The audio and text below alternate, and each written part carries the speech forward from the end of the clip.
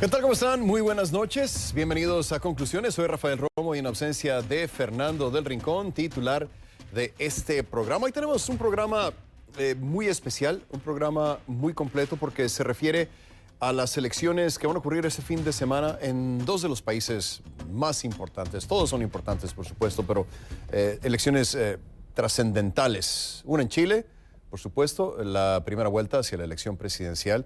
Sería la segunda vuelta en el 19 de diciembre y la segunda elección muy importante también debido a la coyuntura en la que se presenta en Venezuela. Así que de inmediato arrancamos. Gracias por acompañarnos. Y les pido que a partir de este momento me acompañen utilizando la etiqueta numeral CONCLUELEX21N por las elecciones de este domingo en Chile y Venezuela, 21N por 21 de noviembre. Recuerden que recibo todos sus comentarios en mi cuenta en Twitter, @RafaelRomoCNN. Es tiempo de cambio en Chile. Este domingo 21 de noviembre el país celebra una de las elecciones más polarizadas e importantes de su historia en un escenario complejo, ya lo decía yo al principio. El estado de excepción se ha decretado en varias regiones del país por el conflicto mapuche.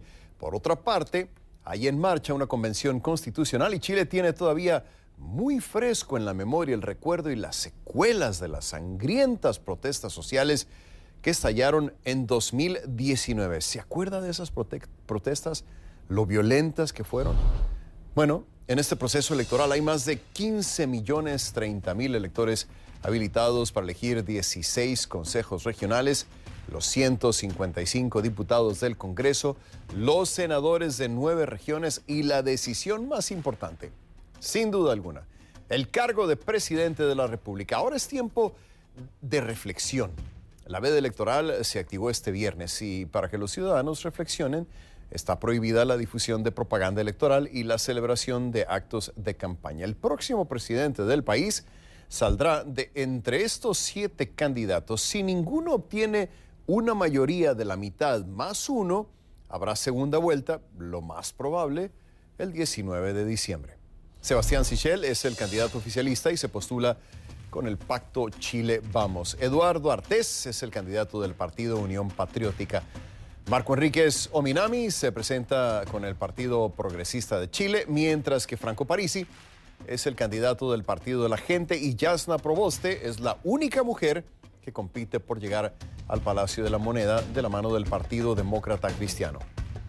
Los otros dos aspirantes a la presidencia representan las propuestas más extremas, pero aún así se perfilan como los favoritos. Me refiero al derechista José Antonio Kast, del Partido Republicano, y el izquierdista Gabriel Boric, del Pacto Apruebo Dignidad. Boric es el candidato más joven y justamente sus críticos han usado su edad para tildarlo de inexperto.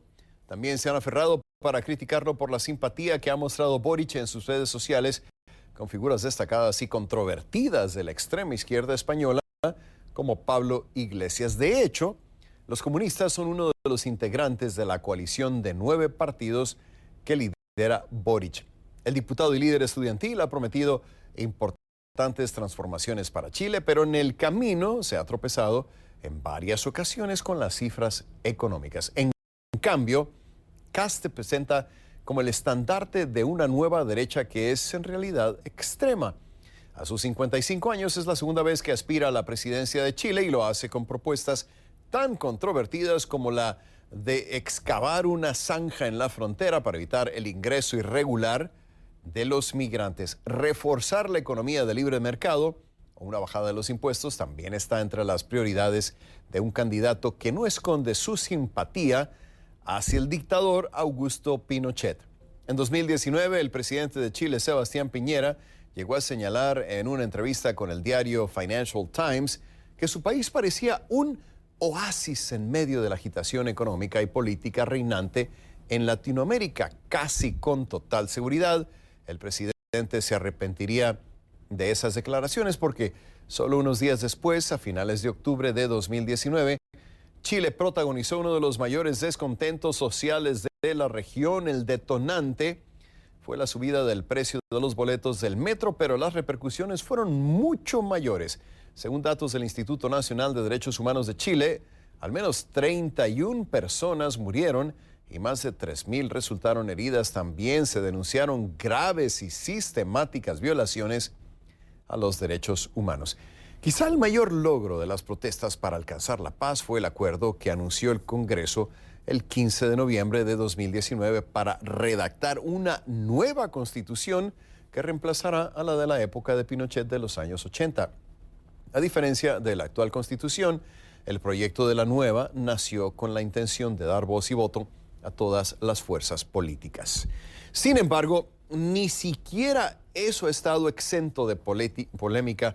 En el Chile de los últimos tiempos, el 16 de mayo, se celebraron elecciones constituyentes para elegir a los 155 miembros de la Asamblea Constituyente encargados de redactar el nuevo texto constitucional. Los independientes y la izquierda más radical fueron los ganadores de esa elección, en la que solo participó el 41% del padrón electoral. La nueva constitución comenzó a escribirse justo cuando se cumplieron 2 años del estallido social y deberá ser refrendada por los ciudadanos. En medio de este contexto, los chilenos irán a las urnas este 21 de noviembre. ¿Qué se juega la sociedad chilena en estos comicios y qué es lo que está moviendo a los electores? Christopher Ulloa nos lo cuenta en este informe que nos preparó desde Santiago en la antesala de esta gran cita electoral.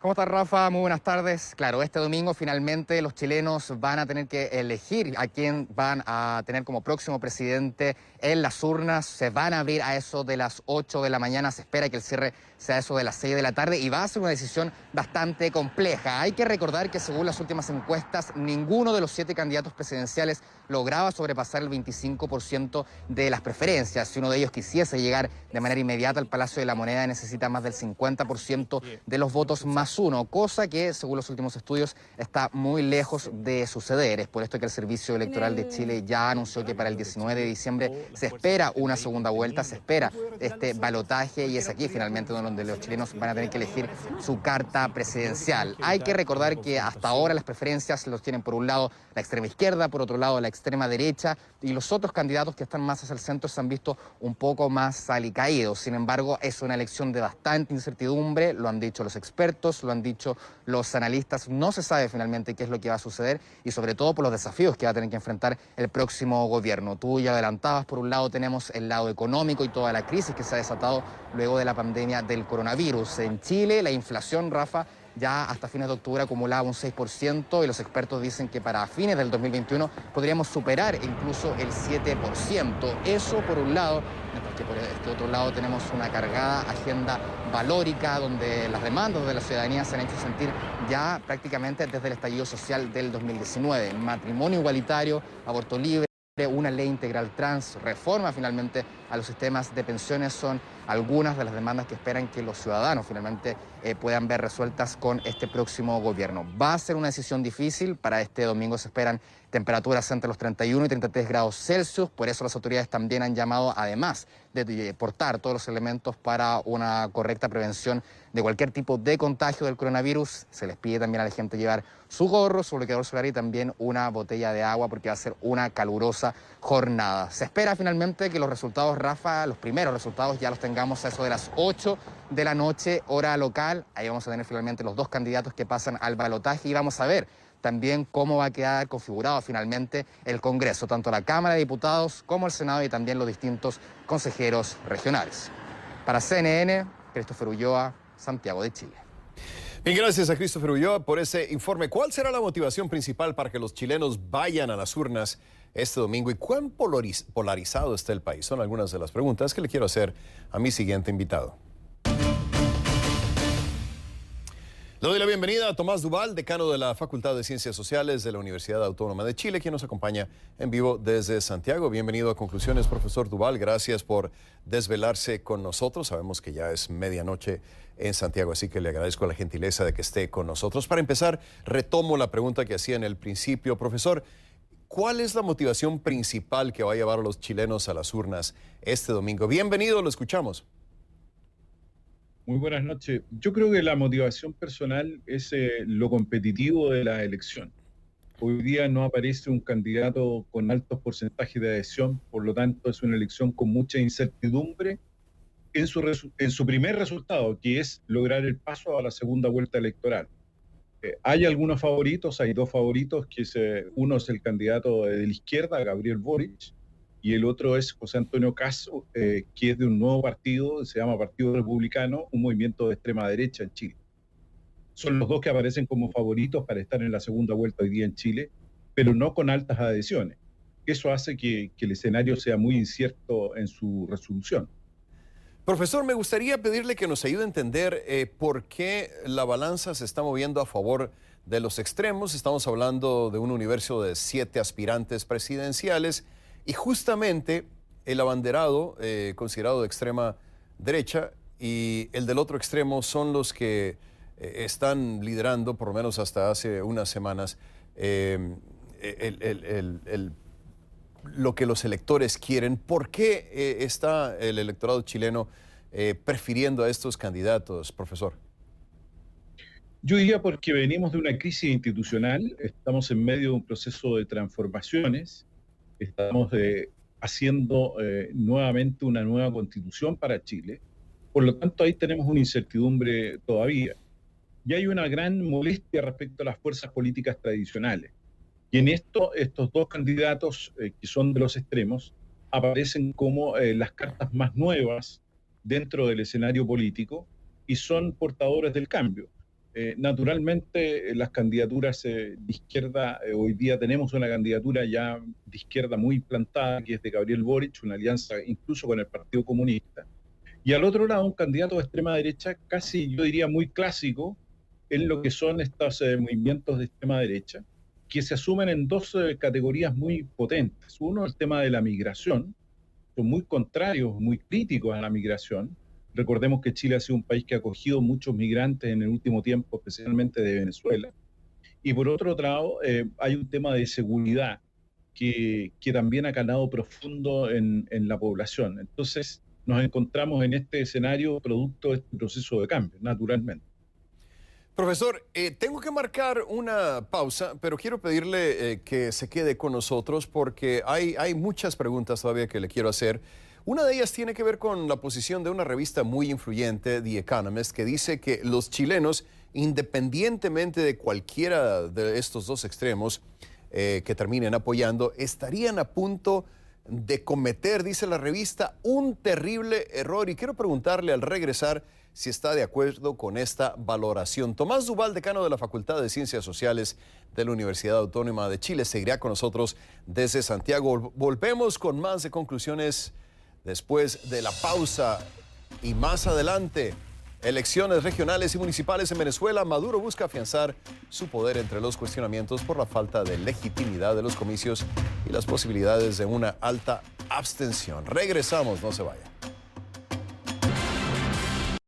Sigue con nosotros Tomás Duval, decano de la Facultad de Ciencias Sociales de la Universidad Autónoma de Chile. Nos acompaña en vivo desde Santiago. Gracias por su gentileza, profesor. Le preguntaba antes de ir a la pausa sobre el posicionamiento de una revista muy influyente a nivel internacional, The Economist, y dice que independientemente de cualquier candidato por el que se vaya el electorado, los chilenos estarían cometiendo un terrible error. ¿Está de acuerdo, profesor?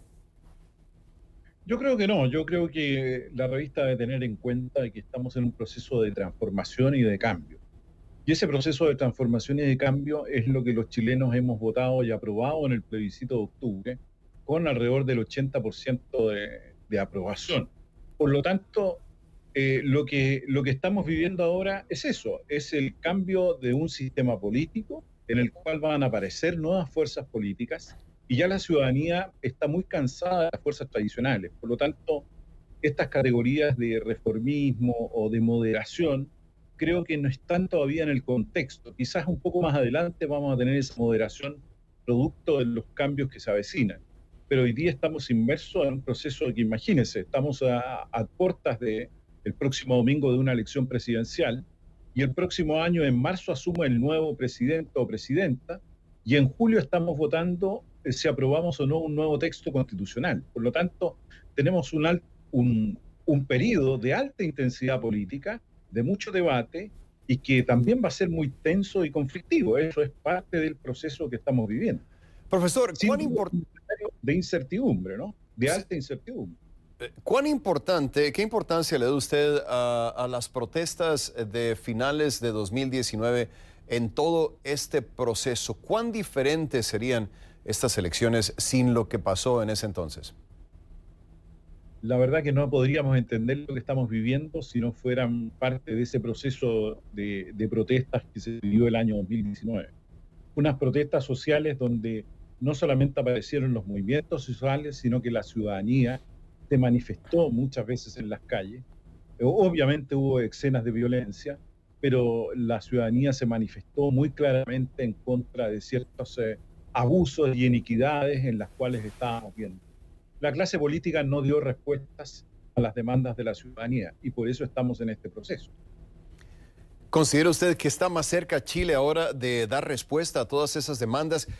Parte del reto aquí es que se han pedido muchas cosas de diferentes facciones de la sociedad y queda la duda, sobre todo desde afuera, si será posible la persona que llegue a la presidencia en marzo pueda cumplir con todas las expectativas del electorado, especialmente las que se marcaron en las protestas del 2019, profesor. Es que ahí, ese es el punto central de la crisis que vamos a tener. Yo creo que el pueblo de Chile definió muy claramente un proceso constitucional, a un nuevo orden político, pero sin embargo, ese nuevo orden político no asegura que esas demandas materiales, llamémoslas así, puedan ser subsanadas en el corto tiempo. Entonces ahí vamos a entrar en un proceso de mucha tensión, que yo creo que va a ser muy complicado para cualquiera sea el gobierno que elijamos el próximo domingo. Por lo tanto, ese choque entre demandas materiales propias de las personas que habitan nuestro país con estas reformas más bien políticas, va a ser una tensión muy fuerte que no sabemos realmente el resultado de aquello. Pero evidentemente, si usted me pregunta a mí, la Constitución no va a resolver, la nueva Constitución no va a resolver las demandas materiales de la ciudadanía. Podrá mejorar sus derechos, accesos, etcétera. Y eso es el problema más acuciante que yo creo tenemos por delante los chilenos. ¿Da por hecho que va a haber una segunda vuelta, profesor? Sí, de todas maneras va a haber una segunda vuelta. Y si van estos dos candidatos que son los favoritos hoy día, que es Gabriel Boric y José Antonio Kast, vamos a tener un país muy polarizado y con un resultado a lo mejor muy incierto. Porque uno está por las transformaciones que Gabriel Boric y José Antonio Kast no esté contrario a ese tipo de transformaciones, sino más bien a un cierto reformismo, pero además tiene ingredientes populistas. Entonces vamos a tener una sociedad, yo diría además, muy dividida en esta segunda vuelta que vamos a tener en diciembre. ¿Da por descartadas, profesor, alianzas que puedan ayudar a la gobernancia dentro del contexto que se avecina? No, yo creo que no. Yo creo que eso es posible, que se puedan haber alianzas entre la izquierda, la centroizquierda, o también la derecha que va a adherir a esta candidatura de extrema derecha, yo creo que también. Pero a medida que va pasando el tiempo, en medio de una campaña electoral, se ve todavía muy difícil. ¿Por qué? Porque se va a elegir un Congreso nuevo. Entonces, como no sabemos el resultado de ese Congreso nuevo, y lo más probable es que sea un Congreso muy fragmentado, la gobernabilidad de quien salga electo va a ser también muy débil en términos de alianzas con el Congreso para su ejecución de leyes y otras materias. Tomás Duval, decano de la Facultad de Ciencias Sociales de la Universidad Autónoma de Chile, nos acompañaba en vivo desde Santiago. Profesor, muchísimas gracias por haberse desvelado con nosotros. De nada, muy buenas noches. Ya pasa de la medianoche con 22 minutos en Santiago. Vamos a marcar una nueva pausa aquí en Conclusiones y regresamos con lo que está pasando en Venezuela. También habrá elecciones este domingo. Vamos a ver qué está en juego al regresar.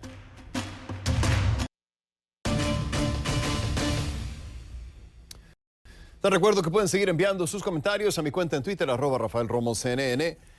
Numeral Conclu, el ex 21N de 21 de noviembre. Por supuesto, en esta segunda parte del programa hablamos de la otra gran cita electoral del domingo. Venezuela celebrará elecciones regionales y municipales en las que Nicolás Maduro busca legitimar su poder en medio de cuestionamientos cada vez mayores por parte de la comunidad internacional. Los comicios contarán con observación internacional por primera vez en 15 años, pero eso para muchos realmente no garantiza que sean unas elecciones libres y justas.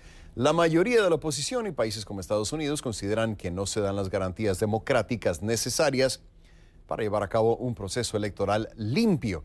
Los comicios serán un termómetro para medir la credibilidad ciudadana en el denostado sistema electoral venezolano. En las elecciones parlamentarias de diciembre de 2020, la abstención llegó al 70%. Ahora, más de 21 millones de electores deberán decidir si participan para elegir a los representantes de un total de 3.082 cargos, 23 gobernaciones, 335 alcaldías, 253 legisladores regionales, así como más de 2.400 concejales. Bien, vamos a conectar ahora en vivo con Osmari Hernández, quien está en Caracas. Osmari, ¿qué tal? Muy buenas noches. ¿Cuáles son las expectativas para estas elecciones y, sobre todo, cómo llega la oposición a estos comicios? Adelante, te escuchamos. Rafael, buenas noches, un gusto saludarte. Pues muy importante tu planteamiento, especialmente en el punto número 2. La oposición está participando por primera vez en 3 años, pues desde mayo de 2018 en elecciones presidenciales había decidido no participar por falta de condiciones.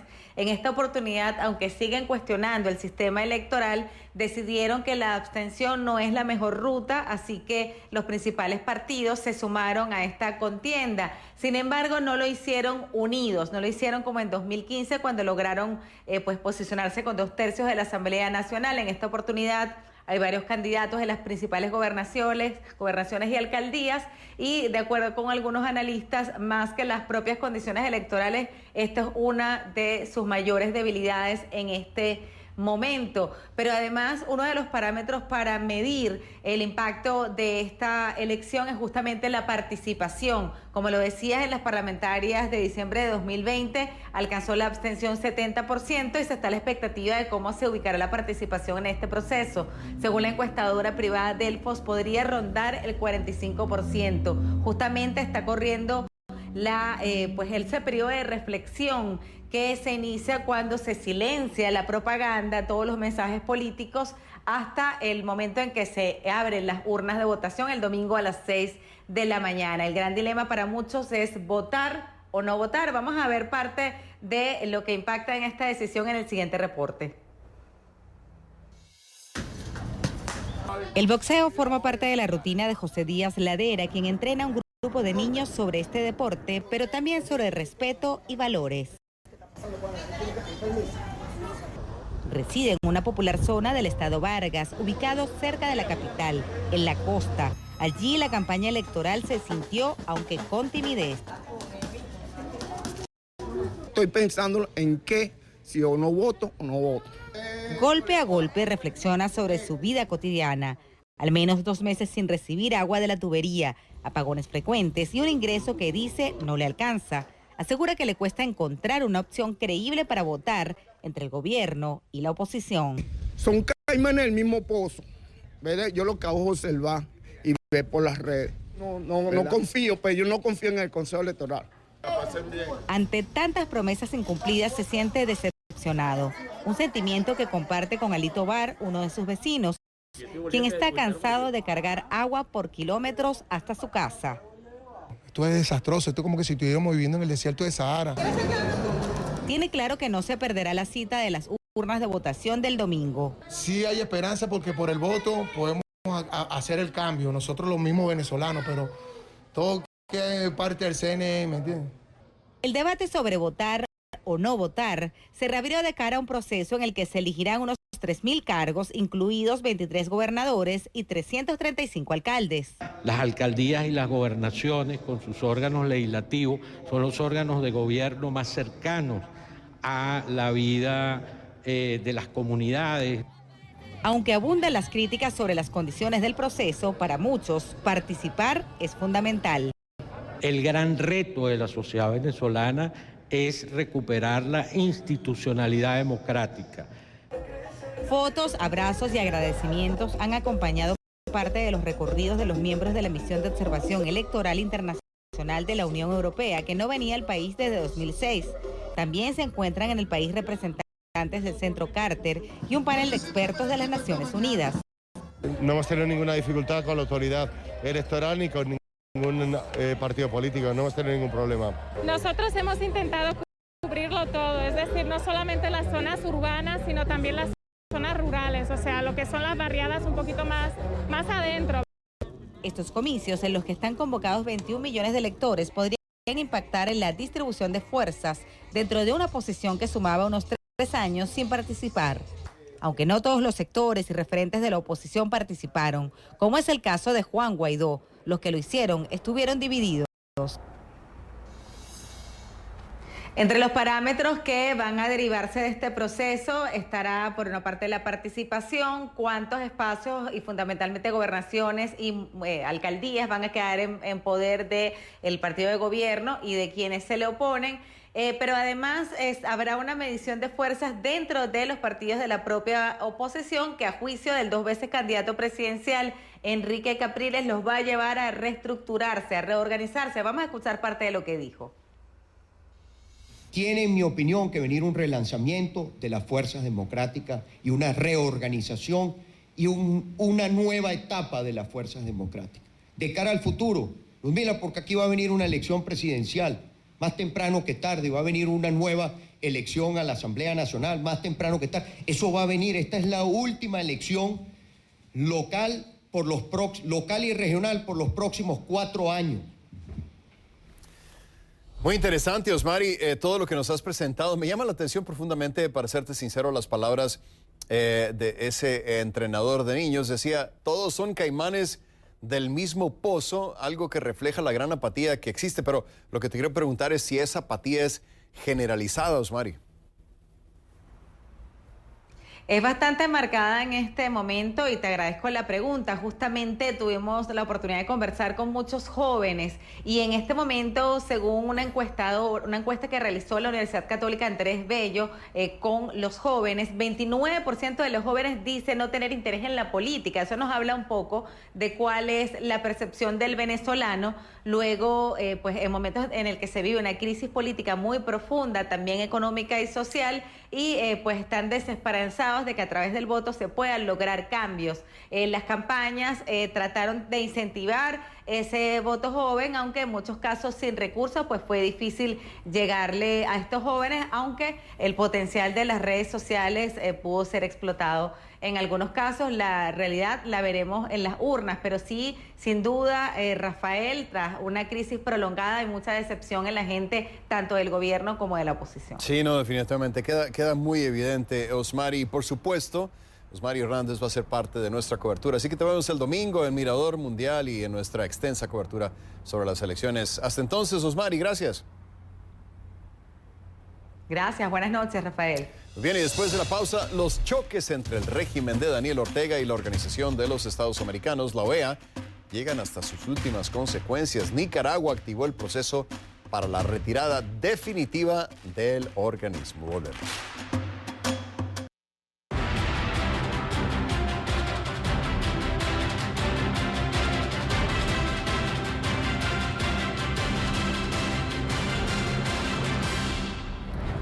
Gracias por seguir con nosotros en esta edición de Conclusiones. Seguimos hablando de las elecciones regionales y municipales que se celebrarán este domingo 21 de noviembre en Venezuela, y para ello quiero darle la bienvenida a Eugenio Martínez, periodista especializado en análisis político electoral. Nos acompaña en vivo vía telefónica desde Caracas. Eugenio, bienvenido, gracias por estar con nosotros.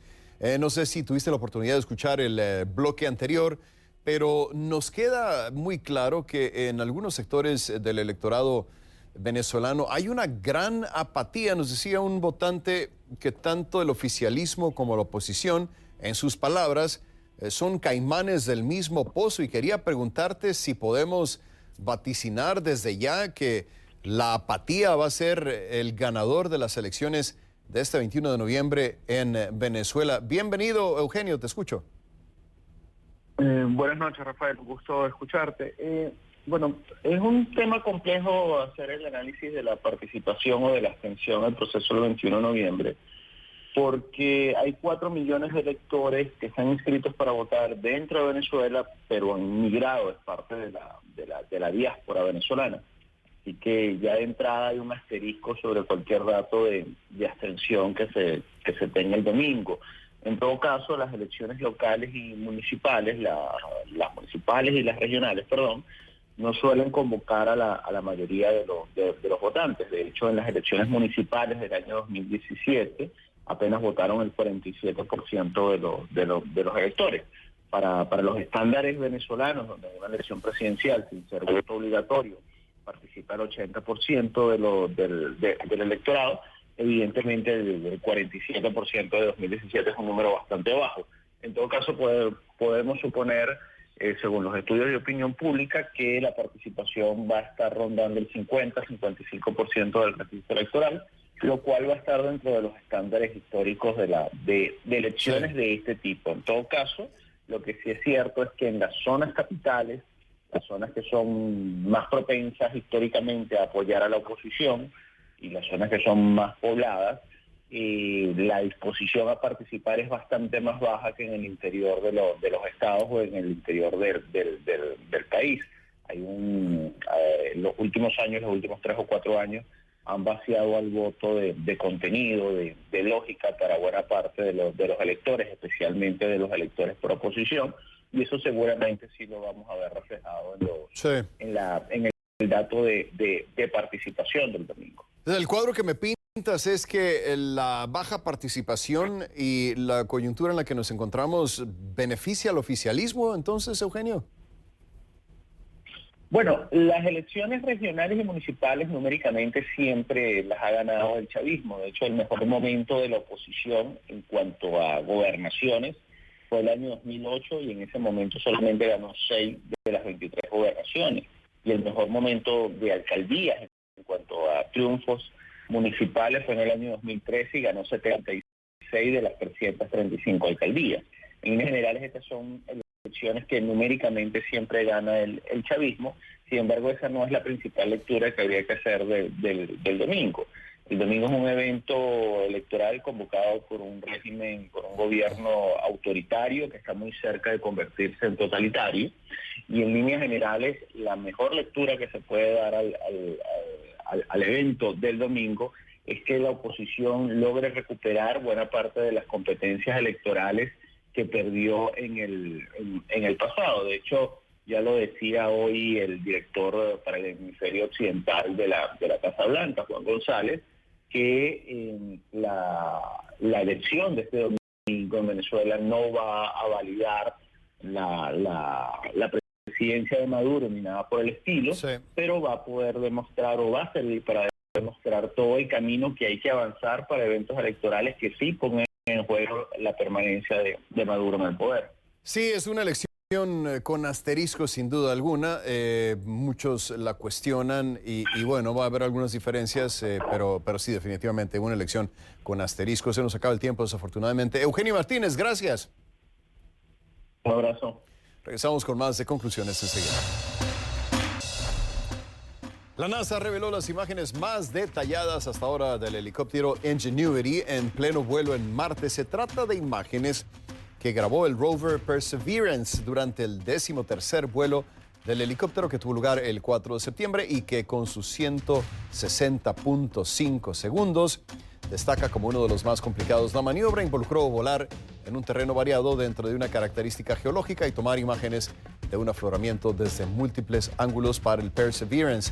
Las imágenes tomadas desde una altitud de 8 metros complementan las recopiladas durante el vuelo 12 del Ingenuity y proporcionan valiosa información para los científicos del rover y los conductores de vehículos exploradores. Actualmente el Ingenuity se prepara para su vuelo número 16 programado para este sábado.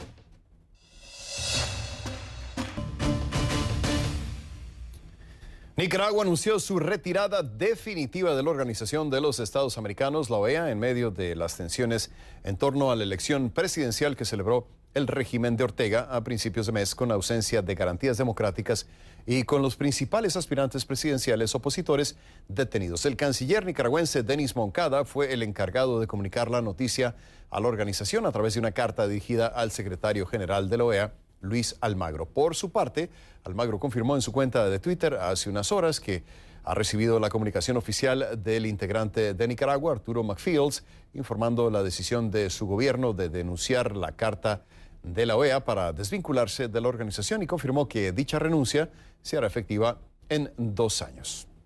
Miramos ahora a otro país de nuestra región, México.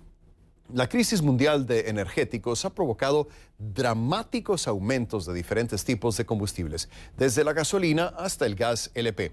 La crisis está golpeando muy duro a las clases más vulnerables de México, ya que el 75% del país depende del gas licuado de petróleo para necesidades básicas como cocinar y calentar el agua. La respuesta del presidente Andrés Manuel López Obrador para controlar precios ha resultado más controversial que útil, como pude observar recientemente en la Ciudad de México.